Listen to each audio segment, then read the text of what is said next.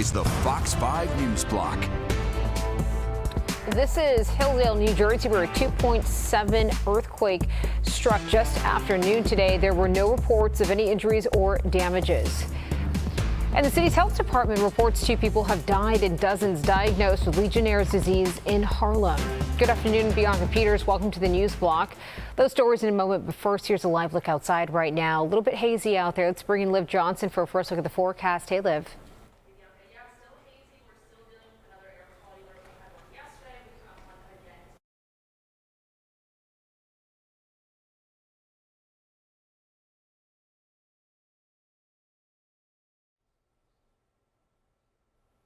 All right, sorry, technical difficulty. The air quality alert lasts until the end of the day, and it should be better by Wednesday. So it affects all of New York City. We have it out on Long Island, up into the Hudson Valley, and that's where it's particularly bad today, and also into Connecticut. So most of the day we've spent actually in the unhealthy force sensitive groups, which is about 110 to 125, and that's where a lot of us have been. Again, Hudson Valley and Connecticut in particular.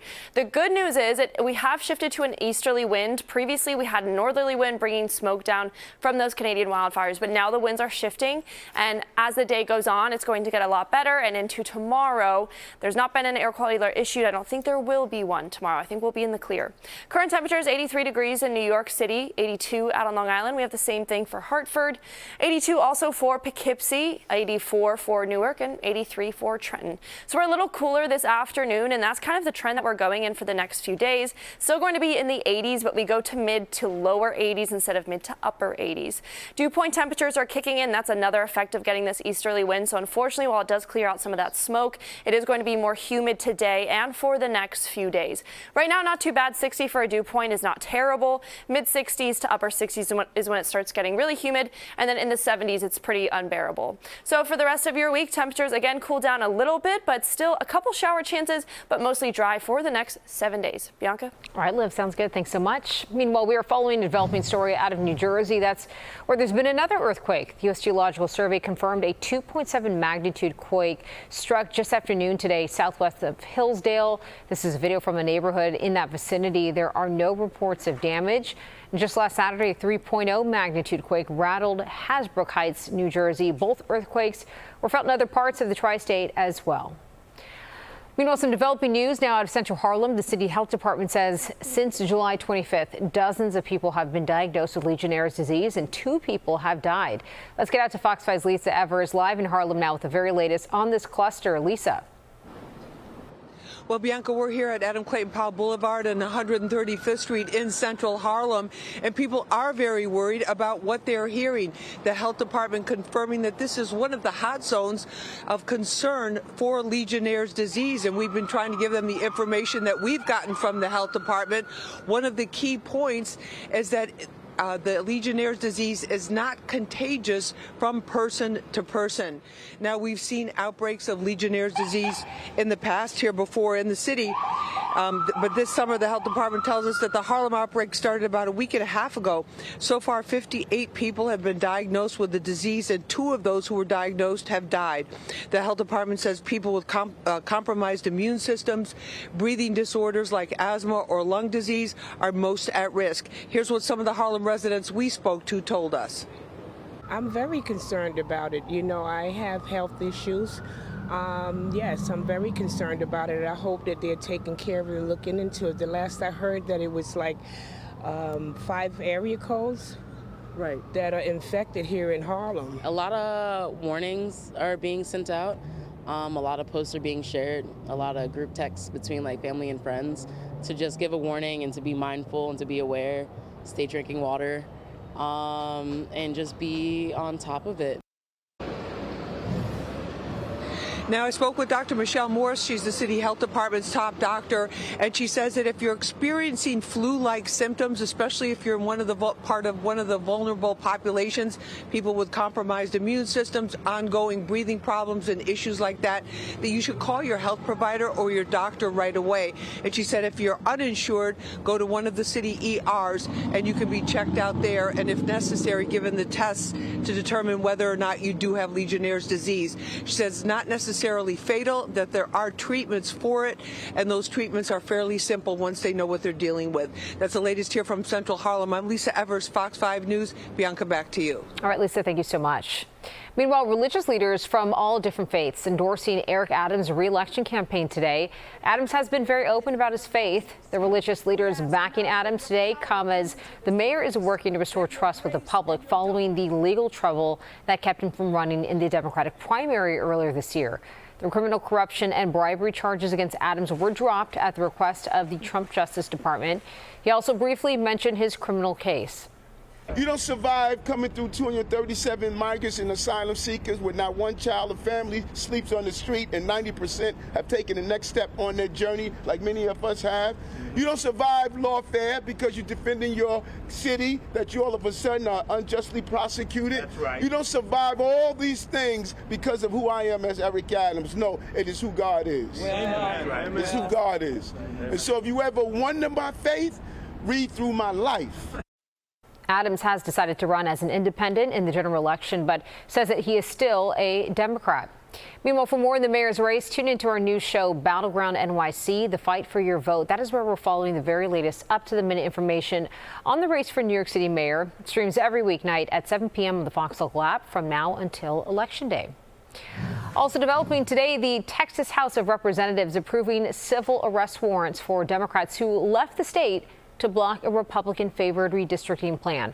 But they cannot reach across state lines to bring the lawmakers home.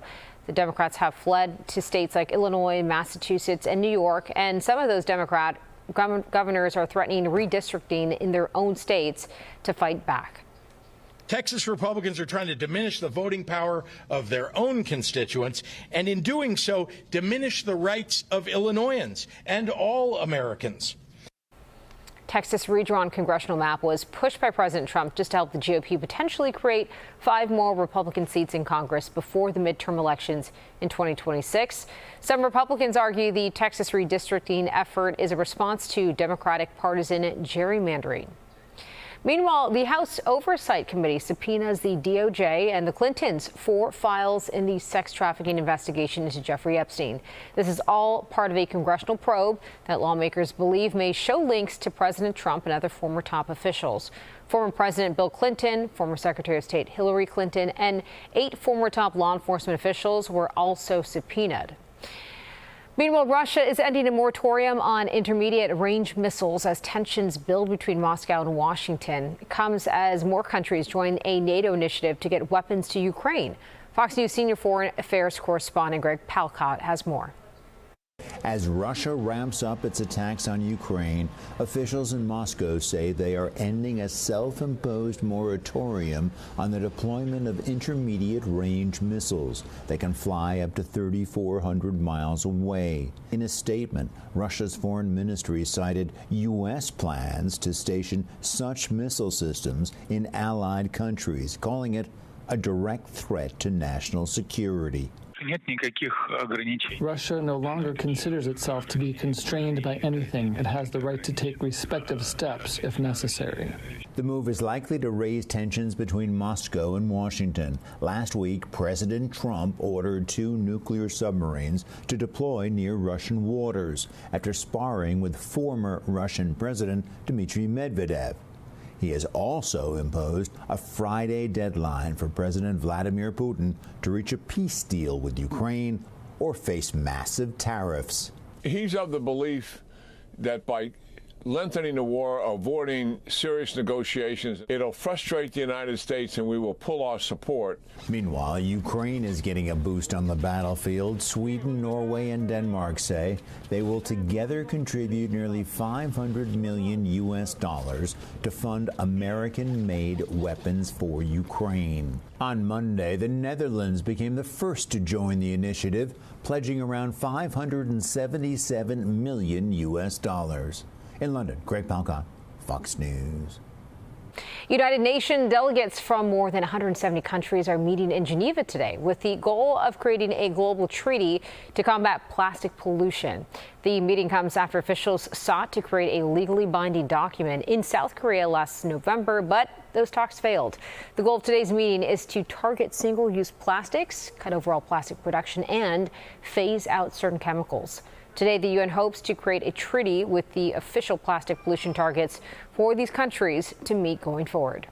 We want to be able to provide plastics to future generations, but we also believe we can provide plastics made from recycled plastics. Globally, only about 9% of plastic that is produced is ever recycled. Meanwhile, the Clark Street subway station in Brooklyn Heights reopens after marquee collapse forced its closure. The 2 and 3 trains have resumed making stops. In its preliminary finding, the DOB says engineers found the collapsed marquee at the Hotel St. George had completely corroded supports. Officials have yet to release the final results from their investigation, including the cause of that collapse. And in honor of the 10th anniversary of Hamilton the musical, Madame Tussauds New York reveals a wax figure of Lin-Manuel Miranda. The museum presented the figure on stage this morning at the Richard Rodgers Theater. That's the home of Hamilton and the very venue where the Broadway phenomenon began. Jimmy Fallon emceed that unveiling. Miranda said that he posed for that sculpture a year ago. All right, let's take a live look outside right now on this Tuesday. Liv, how are things looking?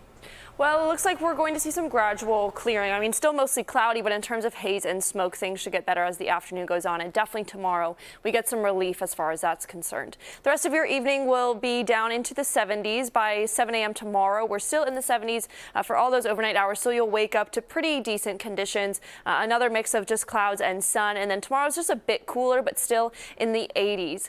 On Wednesday, we see some showers pass us to the north. We did have a chance of seeing some Wednesday night into Thursday. That chance has kind of lessened over the past 24 hours or so, but still possible.